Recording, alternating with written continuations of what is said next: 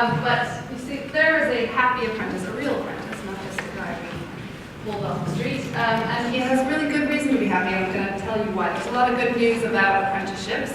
And there are a lot of interesting issues also, which I'll get to at the end. Just to start off, I thought I would talk very, very briefly about what we're doing kind of this year, 2012-13, where we're investing across government in apprenticeships. And I am from the National Apprenticeship Service, and we have end-to-end responsibility for apprenticeships across the country. So this year, ministers, we at NAS, and our partners have really focused on increasing the numbers of employers who are engaged in apprenticeships. And I'll tell you a little bit more about how we're doing that with an incentive scheme. We are going to continue to focus on quality. For those of you who've been reading anything about apprenticeships, quality is constantly in the news. We think we're doing a good job. There's a lot more that can be done. And we're also going to make sure that we're enabling colleges and providers and employers and young people and older people themselves to get those advanced skills that they need and they want through higher apprenticeships, which I'll tell you about. So those are some of our main priorities for the coming year. Now, again, you probably know a bit about apprenticeships, massively long history, both in this country and across the world. And there's been a lot of support, both by this current coalition government and previous governments, for apprenticeships. It's been popular for a while, but the investment in apprenticeships has really grown massively in the last few years. We had about over £1 billion invested into apprenticeships in the last year, and even more this year. We had about 450,000 starts, people starting on apprenticeships in 2010-11, a little bit over actually. We've got our very modern online recruitment service, which is part of my responsibility at NAS, called Apprenticeship Vacancies. And it's a program that's for all ages, 16 and up in this country, and increasingly at all academic levels. And again, I'll tell you a little bit more about our work on higher apprenticeships. So what is an apprenticeship? We say it is a job with training. That's the main thing that you kind of have to get into your mind. A lot of people think of it perhaps as training first with a little job attached, but that's not what it is. It is employment with skills building and training attached. And it's also all about embedding those skills in the workplace. You're learning functional skills, you're learning developing competencies, but you're embedding skills in the workplace with an expert by your side. And that's really what apprenticeships are all about. We have been known, again, in this country, in England, for providing really flexible skill building and training through apprenticeships. And that means that it makes England and the UK as a whole a great place to work and a great place to do business. But our challenge from the government side is to increase quality without over-regulating, and that's a hard balance to get. Apprenticeships across the world, I thought this was some interesting statistics. You can see the percentage of people, 16 to 18-year-olds, or young people, who are in academic study versus vocational study in a variety of countries in Europe and around the world. You can see the UK there, kind of in the middle. Just about 70% of 16 to 18-year-olds in this country are pursuing academic study, and about just over 30% are doing something more vocational. And almost 10% of 16 to 18-year-olds are in an apprenticeship in the United Kingdom. And you can see that really varies. I mean, Switzerland has a massive percentage of young people who are in apprenticeships, 53%, all the way down to 0 from the United States, because they are required to be still at school at 18. So it's an interesting comparison. So how do we fund and develop apprenticeships in England? The training costs for 16 to 18-year-olds in England are covered 100% by government. For 19-year-olds and up, so that's 19-year-olds up to whatever age you want, government will pay 50% of the training costs. And all of apprentices' wages are paid by employers. The government does not pay any wages whatsoever, but we do pay a lot of the training costs. All apprentices must have a registered training provider, who sometimes are their employer, but often and most likely not. And every apprentice must have an employer and be paid. You'd think that that would be sort of a no-brainer, but in fact, that's a recent development that we've put in place. And government-funded apprentices must study on one of 200 apprenticeship qualification frameworks, which we have kind of ratified, and they're at all different levels, intermediate, advanced, and higher. So So in terms of actual starts, so this is again a lot of incredible growth in the past few years in apprenticeships. In 2001, which is not on this graph, but anyway, I'm going to tell you about it, about just over 160,000 people started an apprenticeship. That sounds pretty good. In 2010-11, 457,000 people started an apprenticeship. And even more, obviously, were on apprenticeships already. So we've seen incredible growth just in the past 10 years, and again, at all levels, intermediate, advanced. And then looking at 16 to 18-year-olds again in particular, about 30% of all apprentices were aged 16, 17, or 18 when they started in 2010-11. And it's still a relatively young program working because the mean average age of apprentices was 22 in 2010-11. And again, you can see at 16 to 18, it's growing. It has been growing really well, especially more 16 to 18-year-olds start apprenticeships at the intermediate level than any other level, which makes sense. In terms of success rates, again, not only are volumes growing, which is impressive and we should be pleased with, but success rates are growing as well, which is absolutely critical to the success of the program as a whole. Again, going back to kind of 2001, 76% of starters did not complete their apprenticeship program in 2001. That's not great. I'm not really sure what we were doing in 2001.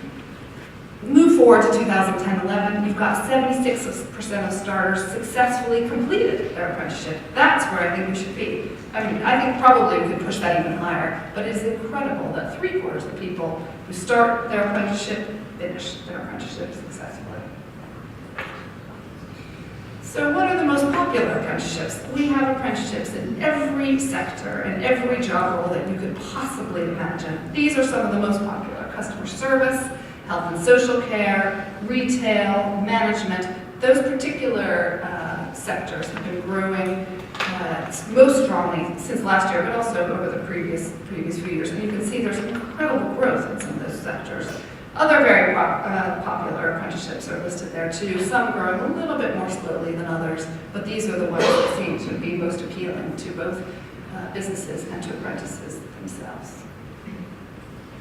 And then, if you look at apprenticeship starts by academic level, you can see they're all growing really strongly. Again, we've got 63% growth overall, but we're particularly pleased with the growth at the advanced level and higher level. So higher level, you can see very small numbers there. We're just starting out in higher level apprenticeships, but again, growing very strongly, and that's the direction that we in the government are moving in.